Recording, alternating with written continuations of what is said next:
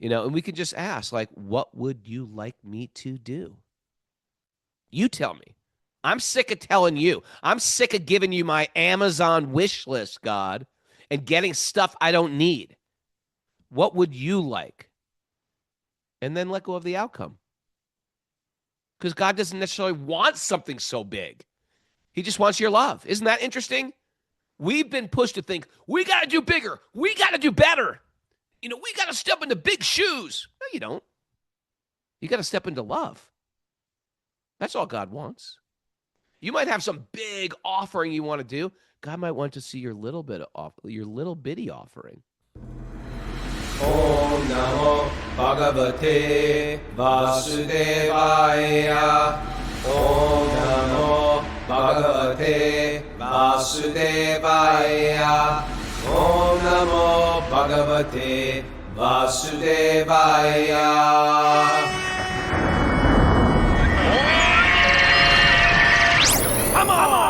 Live from Super Soul Farm in Cana, New York, this is Wisdom of the Sages, a Bhakti Yoga podcast with your host, Raghunath. And today, our special co-host, Pranapriya Devi Dasi. Kostuba's got classes today, so he can't co-host the show today. Welcome to the show. It's Wednesday, December 17th, 2025. It's episode 1710. Good morning, beautiful people. How are you? You got to be a little bit more active today. Good morning. Good morning, Prana. How are you? I'm good. How are you, Prabhu? It started off tough. Today. Yeah? Yeah, I got up early. It was a little emotional. Sometimes I get emotional. Mm. I've been reframing out how we've cheapened the word love in this world. And we stretch it to mean anything we want. It could be like we talk about the highest thing of love of God, which is unconditional, pure devotional service. And then we have different forms of love. Perhaps, I was dating someone when I was 18 and she was really hot. I love her. We say things like that. Or, then maybe we get into a relationship. We feel, I love this person. I'm committed to this person. I had children with my person, but we stretch it. And then I was just taking it in things of family and raising kids. And I'm trying to think, like, have I loved my kids properly? I really went back down to this one. Have I been? And I've been meditating on parenting lately, and most of my kids, I have one little kid left, and I'm just trying to think if I did it right. That's what I'm thinking of, and because I wanted them to become devotees and had them, do all the appropriate things that a devotee parent does. Did I actually love them, or was I just being manipulative? And did I have an agenda? And was my agenda clean? And am I disappointed if they don't become exactly who I am and who I want them to be? And I've been struggling with that lately. And I woke up incredibly sad. That's what I did this morning, people. Wow, that's a lot. It was a lot, and it's been weighing heavy. But I took a shower. I woke up early, did a lot of studying. I took a shower, and I forgot it all. And now I just remember. Now I'm sad again. The podcast always cheers you up. The podcast does cheer me up. How are you? Do you have some good announcements for us, dear? Yeah, well, I should mention Bhakti Recovery Group has they have live meetings going on in Philadelphia and Berlin, Germany. Then they also have online meetings, Zoom. You can check out bhaktirecoverygroup.com, and they're going to have some special meetings for the holidays, because the holidays can be, sometimes it's the holidays are joyous, right?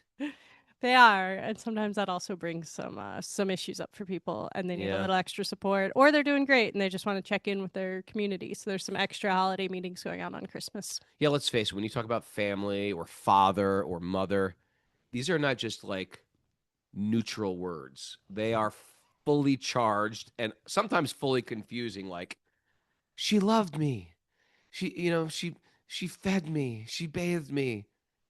She manipulated me. It's sometimes missed signals, crossing signals. So sometimes we go for the holidays and it triggers so many different emotions. And sometimes we end up resorting back to some dynamic we had when we were 10 years old. And so for a lot of people, especially people who struggled with addiction or trauma, it takes them right back to that place. And so Bhakti, it's almost like Jamie Step Dojo.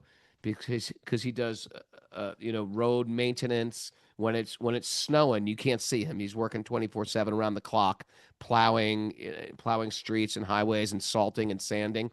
So when the holidays come around, you got Jiva G and the BRG crew. They're 24/7. The doors are always open. People are calling Your emergency maintenance, roadside maintenance. Yeah, they are like AAA for the dented cans of this world, and that's okay. And that's not beyond okay. It's wonderful. Got to mention it. Got to mention Mayapur pilgrimage happened in January 26th. It's only a week, and we do it cheap. It's on the cheap. It's because we're not doing really any traveling. We just go to Mayapur and chilling out there. So it's only a week, and we're just staying put. And Kostub and myself are leading it. Looking forward to hanging with him again. And and people who are doing any of the trainings in January, they're getting $200 off. So I think it's $1,900. Full price, $200 off that if you want to go. Because people are asking me, like, what are we going to do after the GEV? Because people want to stay longer. Makes sense. Came all the way there. Do this. Don't backpack around South India. It sounds romantic. No, don't do it. You're going to lose your mind. Traveling around India alone, it is tough. It is tough. It's riddled with toughness. And if you've done it, you know exactly what. Just getting on that train and figuring out how to buy a ticket. And if you've done it in Amsterdam or Germany, this ain't that. Traveling around India is a whole different beast. Come to Mayapur, hear and chant, be fed nicely. Don't have to even think about it. I'm not saying this as a bit. We don't get rich from this. I'm not saying this as a business, sell. But it's a wonderful experience. Also, people can sign up for Sage Groups starting this Saturday at 9 a.m. That registration will open for the next round of Sage Groups starting January 5th. Yeah. So very cool. Should we dive into the nugget? Yes, we got a nugget from one of your favorite philosophers and mine, Unknown. You might have heard of him. All right. God can turn your mess into a message and your trials into triumphs. Speaking of mess, do you know that Messi, the soccer player, is traveling around doing the goat tour of India right now? I've heard that. Actually. I saw a picture of him like bowing down to Hanuman, yeah, doing an artik. Oh, really? Wow. Yeah, I saw the picture with him bowing to Hanuman. That's pretty cool. That's very cool. Okay. God could turn your mess into a message and your trials into triumphs. Can turn your mess into messy. Okay. And turn your trials into triumphs. I like this. I really get caught up in this idea that it's all on us or it's all on me to do everything to accomplish so much.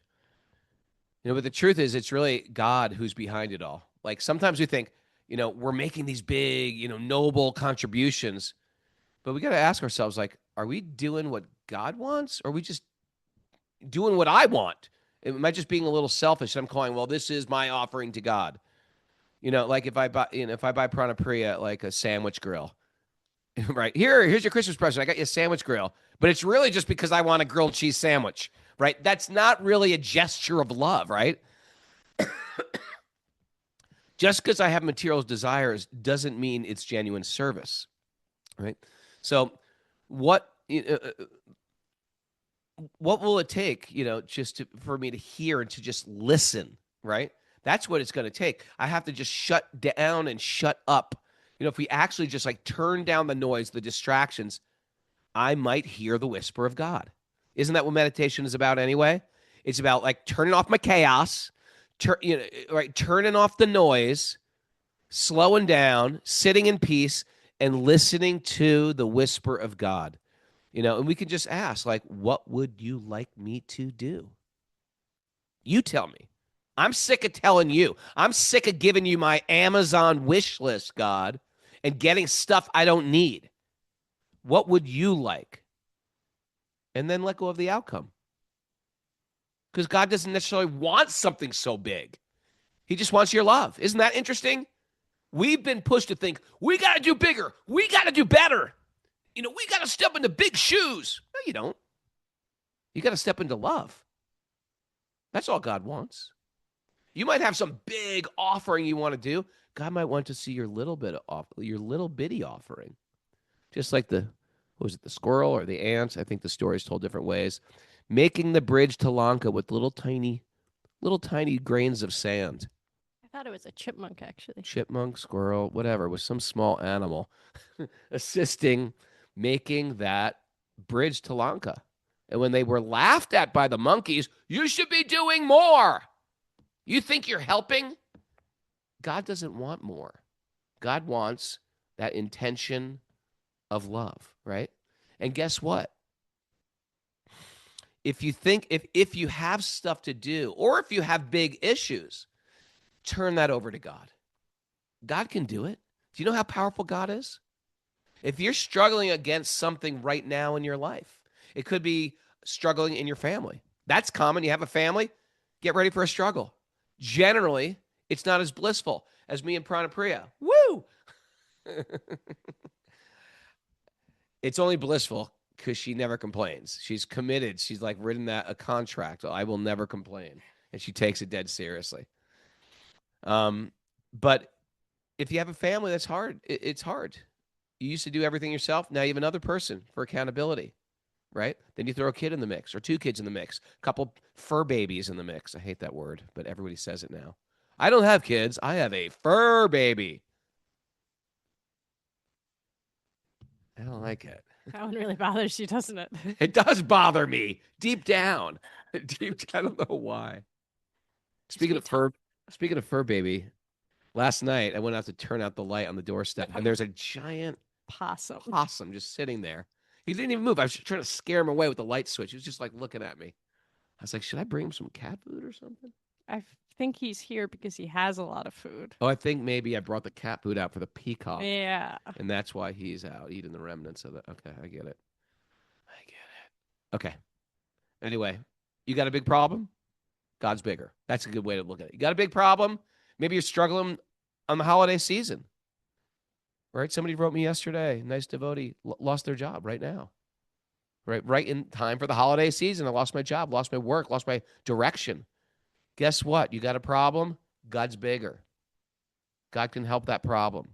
You know, my God is way bigger than any mess I make. And if I'm struggling with an addiction, an attachment, whatever it is, God is even more attached to my healing. Just put your faith in God. Just put your faith in sweet baby Krishna and walk with Krishna. What does it mean to walk with Krishna? It means you wake up in the morning, Krishna, my life is for you, and you put some time aside to chant the holy name. And don't go for numbers. I got to get 40 rounds in today. Got to chant. Go for one good round. That means you sit there and you chant one good round where you're not using the holy name as a soundtrack for all your other stuff you got going on in your life and walking around just and it's like a background mumble, just like if, you know, when the heat kicks in, it's just like, don't make it be like your radiator sound in the background. Make it be like, here's Krishna, and he's looking at me face to face. Do you ever look at someone face to face and they're looking the other way? Krishna's right here when you chant the holy name. Don't look to the right or to the left. Look Krishna in the eye when you chant the holy name. You say, Krishna, I'm calling you into my life today. Because lately I've been calling anxiety. Lately I've been causing stress. Lately I've been causing bad choices. I've been medicating pain with food, right? With distractions, with scrolling. Instead of just like being with you a little bit. That's what it means to walk with God today. What do you think?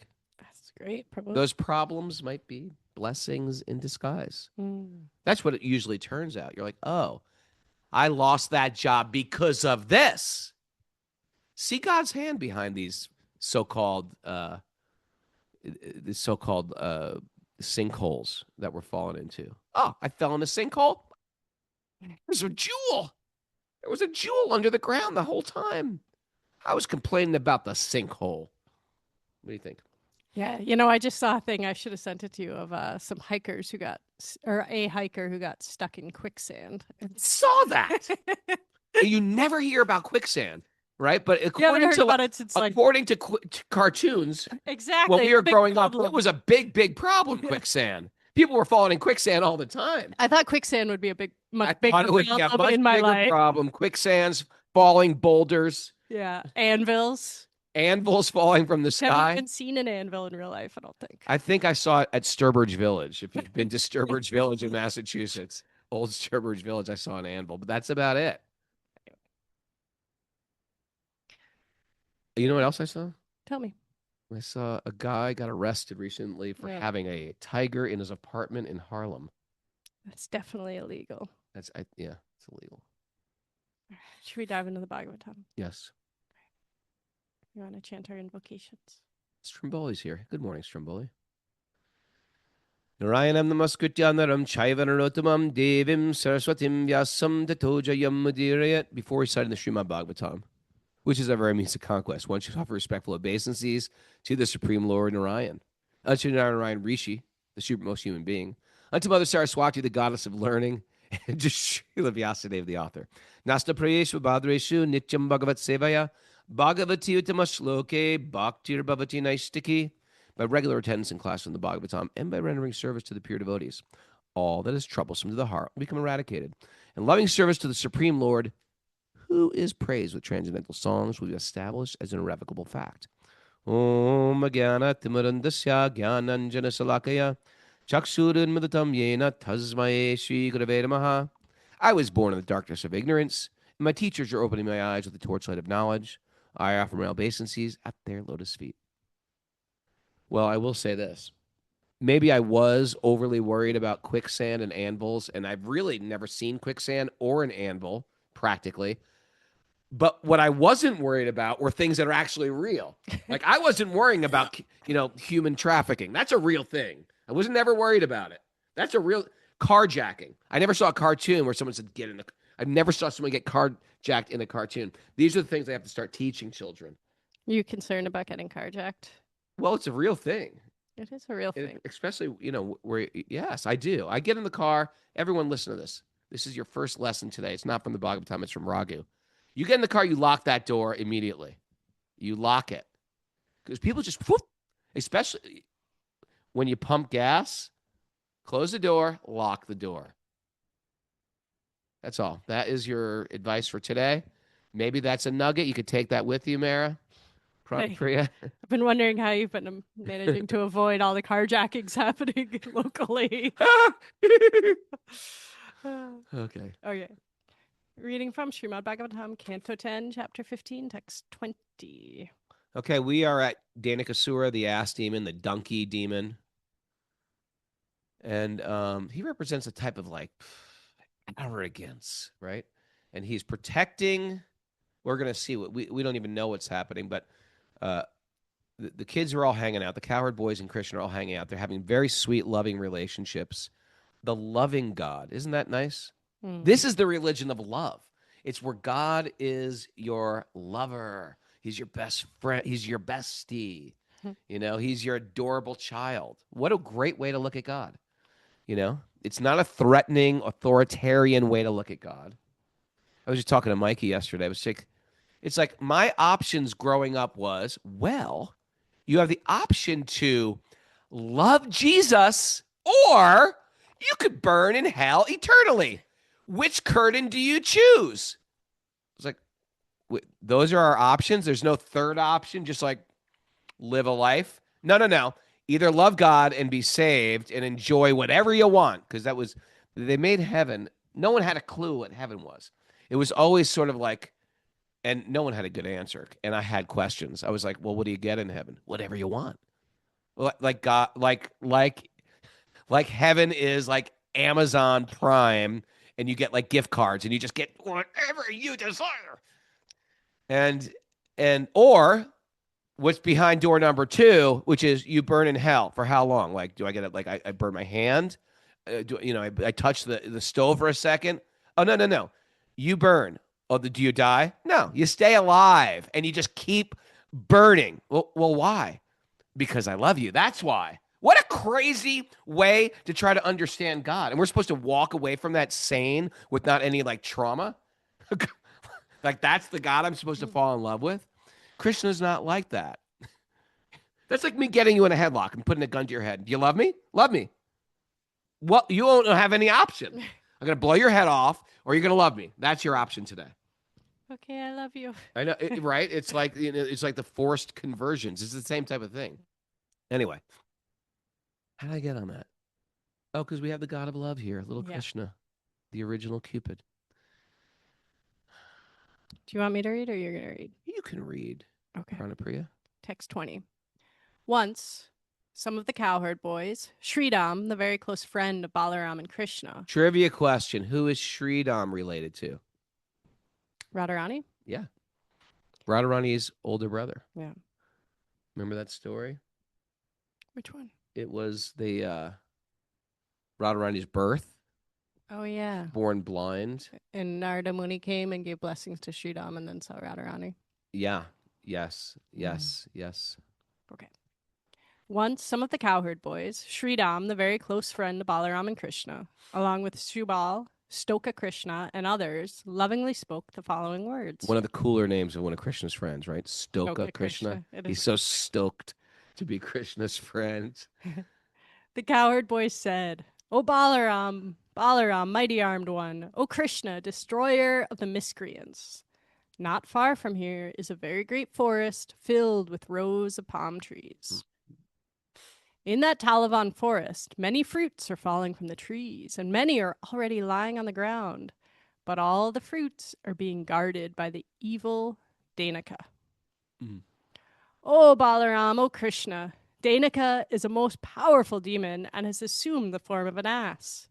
He is surrounded by many friends who have assumed a similar shape and who are just as powerful as he. The demon Danika has eaten men alive, and therefore all people and animals are terrified of going to the Tal forest. O killer of the enemy, even the birds are afraid to fly there. In the Tal forest are sweet-smelling fruits no one has ever tasted. Indeed, even now we can smell the fragrance of the Tal fruits spreading all about." You know, it's interesting. Whatever species, every species is wired so differently. And there's so much love in Vedic culture towards the cow. And what is the cow? Cow's a very gentle animal. Sheep are very gentle animal. Deer, they're all vegetarians, by the way. And there's like a peacefulness in their consciousness. Whereas then you have like, I'm talking about this meat-eating donkey, right? But then there's like animals that are like almost like cruel. Like what? Owls. Oh. Owls just kill things. They just sometimes just kill. Cats, they're pretty cruel. Yeah, they are pretty Cats cruel. are very, very cruel. They don't even kill. They torture. They torture. They are just like torturers. And then there's just like, and there's also a consciousness from eating, if you think about it, eating grass, eating seeds, consciousness from eating raw meat, right? Which, cats do and things like that. And then there's a consciousness from eating dead meat. That's a whole nother, there's certain animals that don't eat. They eat meat, but they don't eat fresh meat. They wait till it's just like putrid. And vultures? Like vultures. And in the 17th chapter of the Gita, it speaks about the consciousness of the gunas of what you eat, right? Foods that are in the mode of ignorance, foods that are in the mode of passion, foods in the mode of goodness, and how they affect the mind. So you can understand almost the minds of these animals. Now, of course, we're devotees, right? We don't make those judgments anyway. We say that everything doesn't matter about your external frame. Everybody's pure inside. Matter of fact, we were just studying this in my deconstruction of the nectar of devotion. Nectar of instruction, rather. Deconstruction of the nectar of instruction. It's like a mini course for people who want to study.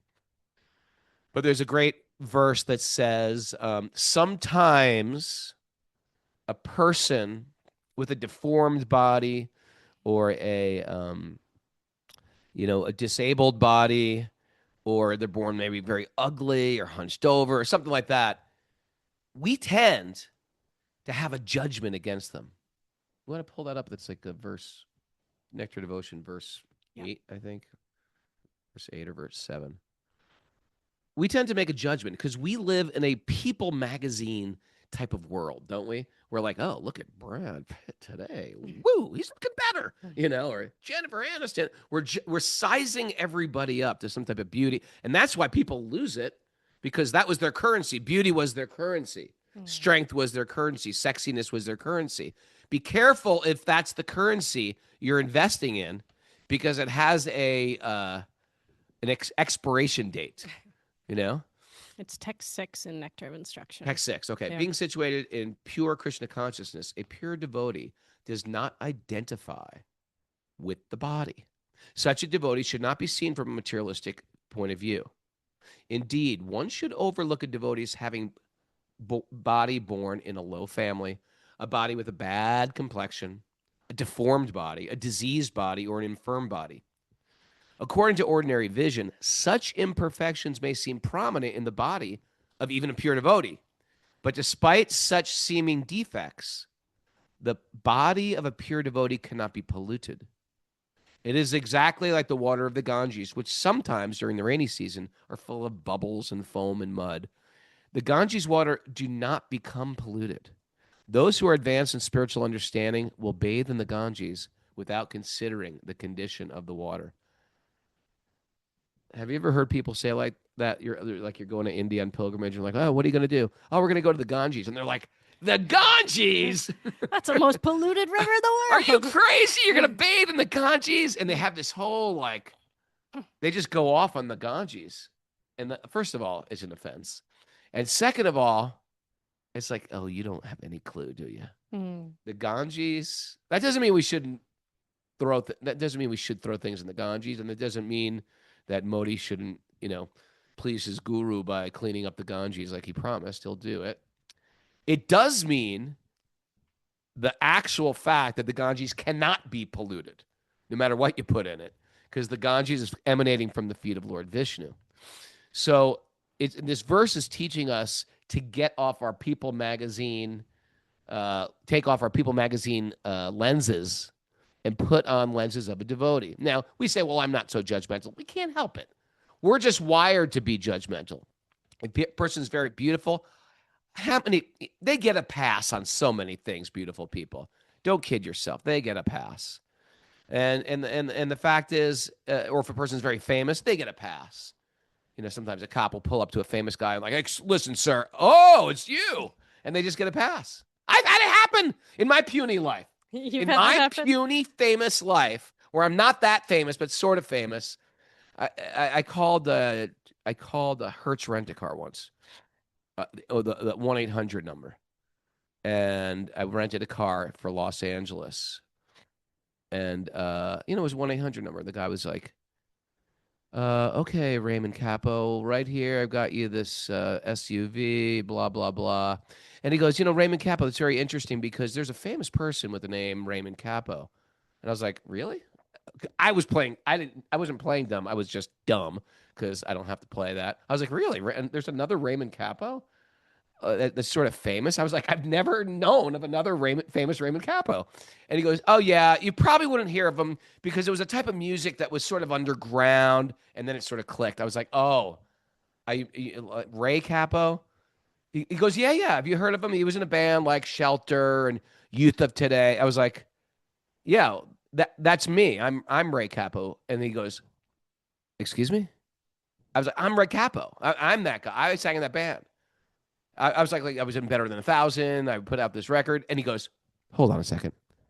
Hey, Jimmy, I got freaking Ray Capo on the phone here. And then he started giving me, he's like, okay, we're going to get you, I'm going to change this whole contract for you. I'm going to give you A, B, C, and D. You're not going to have to return it with gas. It was just you don't even have to return it. You don't have to return it. You keep this car. Anyway, my point is this. We get some fame. We use these things as currency in the material world. But sometimes,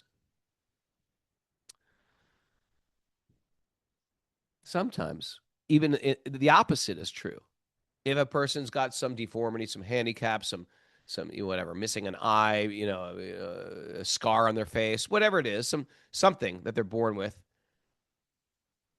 we're not affectionate to them. If someone comes in, if someone knocks on my door and they're missing their 2 front teeth, I'm thinking, who the hell is this guy? No, right? Come on, be honest. You wouldn't say, who's this toothless guy? I was thinking of like one of Tarun's friends, like a little. No, I was thinking of a man. A man. He's disheveled. He's got a big stain on his shirt and he's missing his front teeth. You won't say you won't be judgmental? I think everyone's lying here. Anyway, my point is this. If no one's going to admit this except me. I admit it. I judge people. You judge Especially when they're you knocking tend on to my. judge people. It's understandable, especially if they're knocking at our door, right? Get me back on track. Here it's saying, Raghu, you got to cut that out. You got to see people for their behavior, for their merit, for what they contribute, and who they are in the bigger picture of things. You really got to take off those People magazine lenses and get to understand people. We had an instance. I'm going to reveal one of the. I told this in the Nectar of Devotion, Nectar of Instruction class yesterday. But we had this instant where there was, he passed away, but this very wonderful, wonderful devotee that me and Kastuba knows. But he had sort of this disposition that would come off, if you don't know him, as sort of like grumpy, sort of terse. He was sort of hunched back. He had an incredible heart of gold, and I knew that. And therefore, whenever I saw him, I would try to get his association. But because whenever I bring people to holy places, generally, they're new to bhakti, and I'm trying to, introduce them to people that will make a very good impression. And he might not make a good impression if you were to meet him. So I remember being on pilgrimage with my older son when he was young, and I was like, oh no, there's that person. I don't want him to meet my son. This is a good story. And then he saw me from a distance. He started walking towards me. I was like shuffling away because what we don't want to do, and I wouldn't have done it because I loved this person. But my son, he's going to say something. Here's the deal. Some people just are awkward. They're just like publicly say the wrong thing. It doesn't mean they're even bad. In my very limited state, I just judge people accordingly. I judge people and I'm rude and I condemn them. So devotees cannot do things like that. So I was trying to sort of like not catch his glance, but he caught my glass. He's walking right towards me. I was like, okay, I'm in this. I was like, put my hand on my son. I said, listen, this guy's cool. Just whatever he says, he's cool. Trust me. And so my son at the time had very long blonde hair.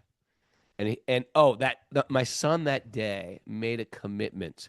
Early in the morning, he said, I'm going to chant 108 rounds. And now it's evening time. And he was, 13 years old or something like that. And so here this, I'll say pure devotee walks up to us. And he looks right at my son. And he goes, you a girl? And my son just... He got that a lot. He got that a lot because he had long hair. And then it's like girls go in separate lines sometimes than the men. So he'd get called out for being in the boys' line. They'd be like, Mataji, come over here. He'd be like, I'm a boy. He had a very pretty face. Yeah. So he said, what are you, a girl? And he goes, no, I'm a boy. And he goes, well, you got long hair like a girl. And it was just it was such an awkward, cringy exchange. You got long hair like a girl.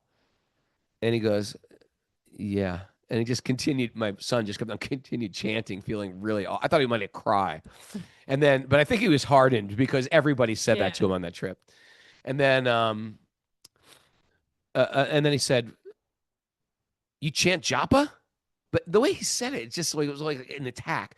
Because my son's sitting there chanting like intensely. You chant japa? He said, yeah. And he goes, how many rounds do you chant? He said, my son goes, 86. And he goes, you've been a devotee your whole life and you only chant 86 rounds? In like a bold confrontational way. And he said, no, I chanted 86 today. And the guy just looks at him and he goes, stay here. And he just walked away. And he's like, what's up with this guy, Dad? What's up with this guy? I was like, I'm sorry. And the devotee went on the altar and he came out and he got this giant tray of Mahaprasadam offered to the deity. And he goes, this is for you for chanting all that japa. Keep chanting. And he just walked away. That's beautiful. So on the see, I want to condemn, and I could have very easily played Father Bear there and protect. So we are asked as devotees of Lord Krishna, we have to be very, very, very broad-minded, very, very tolerant, because you never know who's underneath that shell. Oh, the water of the Ganga, the water of the Ganga. Look, it's foamy, it's muddy, right? No, the Ganga is a pure devotee. It's a pure goddess. You're not going to bathe because there's bubbles in there? Don't be a dum-dum. People have waited their entire lifetime to bathe in the Ganges. There's bubbles. You know how many toxic things you put in your body? And there's bubbles and you don't want to bathe in the Ganga? Your carpet in your house is off-gassing so much poison into your lungs. And you have a chance to dance with a goddess. And you're like, oh, no, it's dirty. You got asbestos in your basement. Every time you go to, every time you put your wash in your dryer, you're inhaling little pieces of glass into your lungs. And you won't bathe the Ganges. So we're so locked into our judgment that what we do something even worse than just being cruel and mean and condemning. We're actually offending great souls.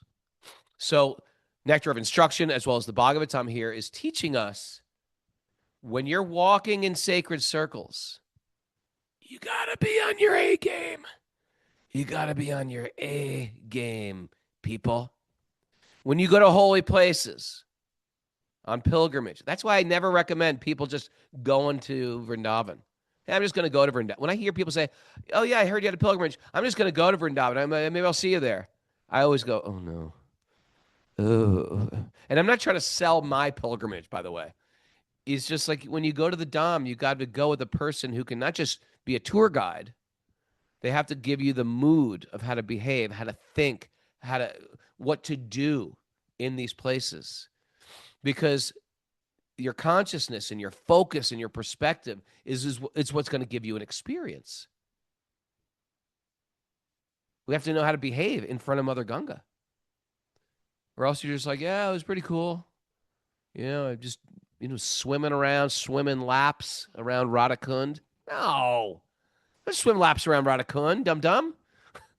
You can't do that.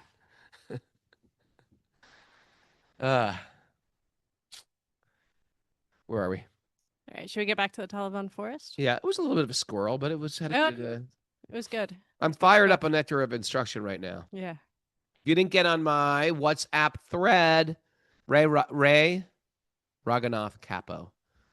Go to WhatsApp, go to the WhatsApp channels and sign up for that. And we're gonna release that. It's gonna be an easy study for Nectar of Instruction, keeping it super simple. And it's only 11 verses, and devotees should know this. The Nectar of Instruction is a map of the soul's journey in their spiritual life. Okay. All right. You want me to keep reading? Please. Okay. Text 26. Oh, Krishna, please get those fruits for us. Our minds are so attracted by their aroma. Dear Balaram, our desire to have those fruits is very great. If you think it's a good idea, let's go to that Tala forest. I want you to search. I'll read the next one. You search what I've been trying to figure out what a tall fruit is for a while. I at one time had thought it was a date. They're not dates, but I think they, if you study palm trees, which I tend to do part-time, palm trees all give a fruit. Some of the fruits are dates, but there are also other types of fruits that come from palms that are date-like. What is a tall fruit? Ice apple or Palmyra palm fruit, a refreshing jelly-like tropical fruit. Okay, I heard they're incredible. We got to find some tall They're fruits. popular in South and Southeast Asia. Okay. Hearing the words of the companions, Krishna and Balaram laughed and, desiring to please them, set off for the Talavan, surrounded by the cowherd boyfriends. Lord Balaram entered the tall forest first. Then, with his two arms, he began forcefully shaking the trees with the power of a maddened elephant, causing the tall fruits to fall to the ground. You're on. Hearing the sound of the falling fruits, the ass demon Danika ran forward to attack, making the earth and trees tremble. The powerful demon rushed up to Lord Baladev and sharply struck the Lord's chest with his hooves of his hind legs. Then Danika began to run about, braying loudly. Moving again toward Lord Balaram, O king, the furious ass situated himself with his back toward the Lord. Then, screaming in rage, the demon hurled his 2 hind legs at him. Lord Balaram seized Danika by the hooves, whirled him about with one hand, and threw him on the top of a palm tree.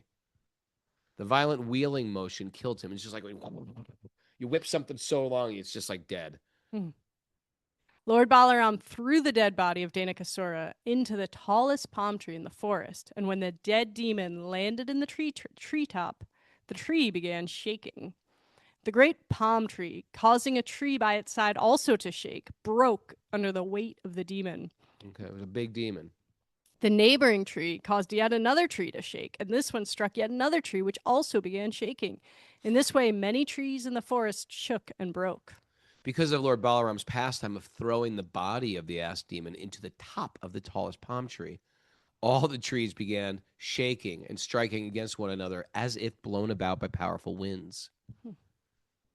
My dear Prickett, that Lord Balaram killed Danikasura is not such a wonderful thing, considering that he is the unlimited personality of Godhead, the controller of the entire universe. Can do anything. Indeed, the entire cosmos rests upon him, just as a woven cloth rests upon its own horizontal and vertical threads. Right? How could a little boy throw a giant donkey up a tree? He can do anything. It's nothing. The other ass demons, because there was a posse of ass demons, close friends of Danikasura, were enraged upon seeing his death, and thus they immediately ran to attack Krishna and Balaram. O king, as the demons attacked, Krishna and Balaram easily seized them one after another by their hind legs and threw them all into the tops of the palm trees.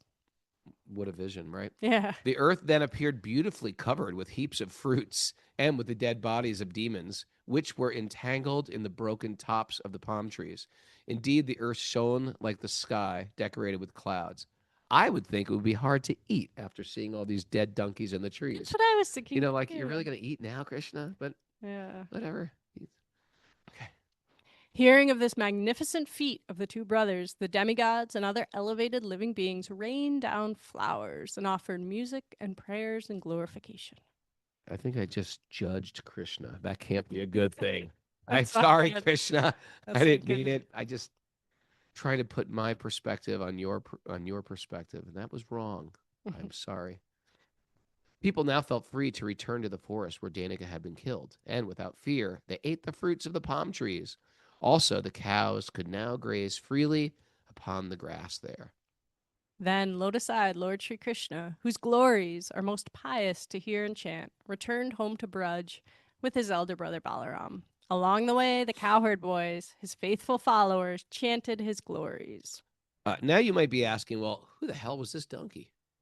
Right? Like, Yeah. how do you get beaten up by Lord Krishna? You know, what were you in your last life? Well, I've got that answer, my friend. Who was he? It's right here in the Garga Samhita. You can read it. It's marked. All right. Is that marked? Yeah, here's the mark. Very interesting. So this is a reading from the Garga Samhita.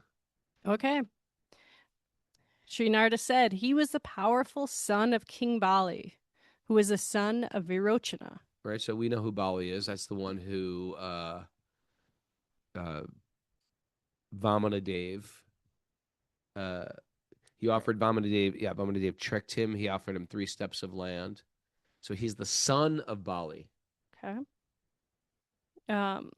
He was a powerful son of King Bali, who was the son of Virochana, and his name was Sahashika. Once he enjoyed pastimes with 10,000 women on Gandamadana Mountain. Gandamadana Mountain is where, let me think. This is where Hanuman got the Sanjeevani herb. Oh. It's like they mention it in the. I think they mention it in the Mahabharata too. Hmm. It's also where Bhima met Hanuman. Wow. You know that story in the Mahabharata where the Yeah. he's like, you are my brother, Mhm. because we're both the sons of the wind god. So Gunda means like a scent. right? Ganda Madana means like the scent that, like an intoxicating scent. So this was famous mountain for herbs. Okay. I think it's in the Himalayas now, but it's also, in celestial regions. It's one of those multi-dimensional mountains.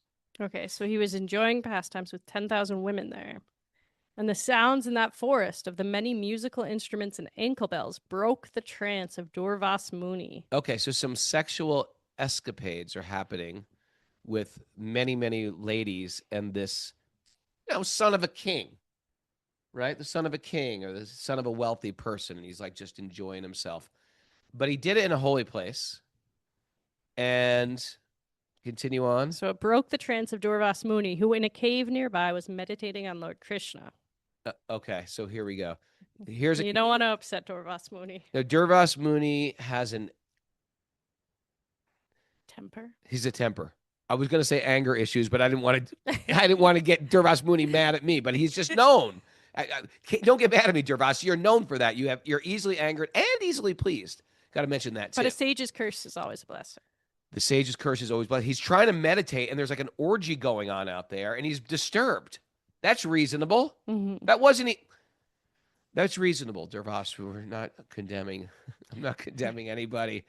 Very thin with a long beard, walking with wooden sandals, holding a stick. I'd be angry just from my sandals.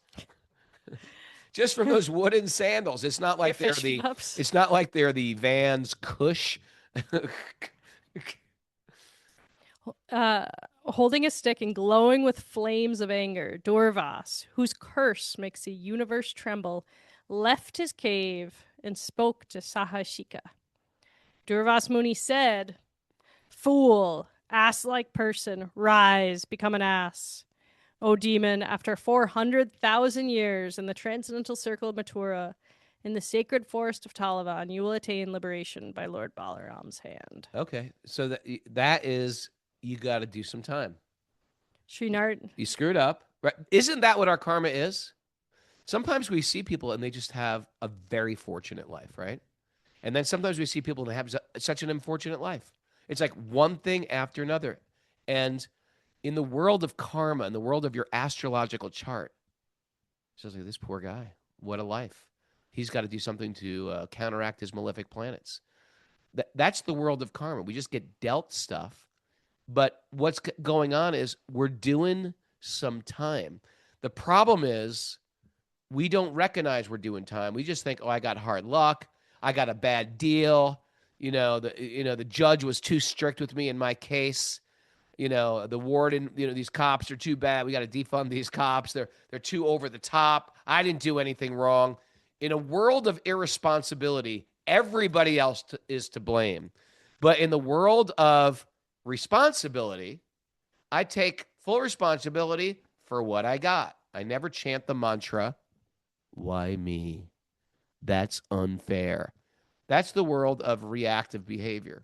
And if you do that, right, if the guy's in prison and he's still blaming the warden, he's not going to learn his lesson. But when he says, you know what? I screwed up and I'm going to change. I'm going to read every book here in the prison library. I'm going to be a model inmate. And they get an early release.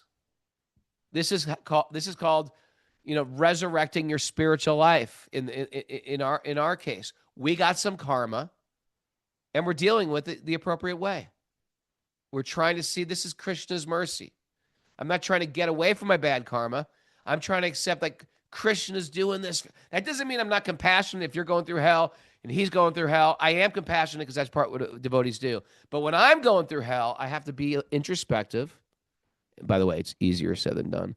But this is what we're supposed to do. I have to be introspective and go, you know what? I'm getting something here. And I don't like it.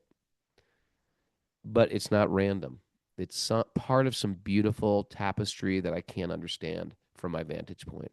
But I trust, Krishna, that you have some greater plan for me. I can't see it right now. But I trust you, Krishna, and I'm going to continue forward. I'm not going to blame God, blame the universe, blame Donald Trump, blame, whoever is the latest person to blame. So there's one more sentence in that, I think. Yeah. Srinarda said, because he had given Prahlad Maharaj the benediction that your descendants will not be killed by me, Krishna arranged that Danakasura was killed by Lord Balaram's hand. Very interesting, right? Because Vamanadev made that vow. I will not kill any of your descendants. So Balaram killed him. Interesting little fun fact, isn't that? Yeah, that was good. That was good. All right, how was the show, Pranapriya? It was great. No, rate it. 1 to 10. 10. You're just saying that because you love me. I do love you. Would you, if that was a meal in a restaurant, would you tip it? Yeah. Would you give it like when they say, okay, you can tip 20%, give 35%, give 45%, or tip of your choice? I'd just give you all my money. She always says the nice thing. All right, you ready for some takeaways? Do you ever get those like tip of your choice? And that's the most humiliating one because then it's like, okay, because I was like, I'm not getting, because they start off high. I'm going to tip 25%. I've seen some iPads like they tip 25% for handing me a latte. That's fair for going like this. What you're supposed to do, I got to give you 25%. Like I'm responsible because they're not paying you enough. Come on. Is anybody else angry? Everyone's like, can we just finish this class? Let's get into our takeaways. Sorry. Only Jiva understands my anger right now. She's the only. Which they don't tip in Germany so much. They don't tip in Germany. I'm going to unmute Jiva right now. Sorry. I know you want to. Jiva, you know what I'm talking about, Jiva? To know. Huh? I know exactly what you're talking about. Do they do that at places in Germany? Yes, ask for tips? They do. Oh, but especially now places, you guys have it now. It's here now. Yeah. Here. And they have it especially there. Like Starbucks and stuff like that. And Starbucks. We've exported our entire culture to the world, good and bad, mostly bad. Yeah. But I will say this, in Japan, I was about to tip somebody and Dominica was like, no tipping. Don't start that nonsense here. They don't want to tip. They're offended by your tip. She said they're actually offended by tipping because we're here to serve you, right? You hand me that drink, we're here to serve you. That's why we want to be good servants. Yeah, totally. In Germany, they're like, what do you want? No smile, nothing. Yeah, the Germans they're a tough nut to crack too. Oh my God. How do they deal with you, Jiva? I just smile at them, actually. Or punch them. Yeah, one or the other. There's not a lot in between. Oh, Gina. All right. All right, ready for some takeaways? When are you showing up at the GEV? I'm coming on my birthday. When is your birthday again? January 11th. Yeah, I know. I'm showing up exactly on your birthday, actually. So. All right. I will be at the Radha Gopinath Temple in Mumbai first, doing some BRG service for the community there, for the Mumbai community. Great. And then I think right India up to you needs guys. BRG now more than ever because they've adopted all our great habits. Did you know that we Did you know we just started 3 Spanish-speaking meetings? Wow. That's great. So we got like Mexico and Chile and Colombia. Congratulations. Yeah. Saving lives. The whole world needs BRG. The whole 3 Spanish-speaking meetings a week. Wow. Can I tip you for that? Yeah, I want all your money. And then it's really embarrassing to put your own tip in because, first of all, I'm not very good with math. So I might even tip more than 20%. I'm just like, 40 cents. I don't know. Anyway. Hare Krishna. Okay. Takeaways? Yeah. Okay. Turn off the chaos to hear the whisper of God. Turn off the chaos to hear the whisper of God. I love that. Stop treating God like Amazon Prime and love and serve him. Amazon Prime with gift cards. Yeah. Got a big problem? God's bigger. Yeah, my God's bigger. Yeah. Call Krishna into your life, not anxiety and distractions. No, I've tried that. It doesn't work well. Take off your People magazine lenses and put on devotee lenses. Yep. Put on devotee lenses. Thank you. When you're walking in sacred circles, you got to be on your A game. You got to be on your A game, right? You go to Vrindavan, be on your A game. You're Yeah. around Mother Ganga, be on your A game. Yeah. Take responsibility for your karma and resurrect your spiritual life. I like that. Trust in Krishna and continue forward without blame. Oh, yeah. And don't be a dum-dum. Bathe in Mother Ganga. Thank you very much. Thanks, everybody, for joining us. We missed Kostuba. Never the same without Kostuba G. I think we'll be back Monday at 7 a.m. Monday at 7 a.m. We'll see everybody else. I want to announce that I'm doing a pilgrimage next year. It's not even up on my website because my website is under construction. But pilgrimage next year, I've always wanted to go, never gone. Badrinath, high in the Himalayas, where the Śrīmad Bhāgavatam was written, scribed by Ganesh and Vyasadeva when we sing, when we chant our morning prayers. That's where it was compiled, the Śrīmad Bhāgavatam. We're going there. And we're going we went to Dev Prayag. We're going up more, 12 hours. Beautiful Himalayan views. We're going to spend 3 days up in Badrinath, and then we're going to come down. And we're not driving buses and winding roads. We're driving cars to make it cool and less sketchy. So I've been waiting for this opportunity, really excited. If you're interested, raghu.pilgrimage@gmail.com, because this is going to sell out. And then we're going to end at Govardhan Hill in Vrindavan again, which I'm anybody excited about. So, great day. And again, if you didn't sign up for my WhatsApp list, sign up for my WhatsApp list. Go to Ray Raghunath Capo, because I think January 1st we're going to start to...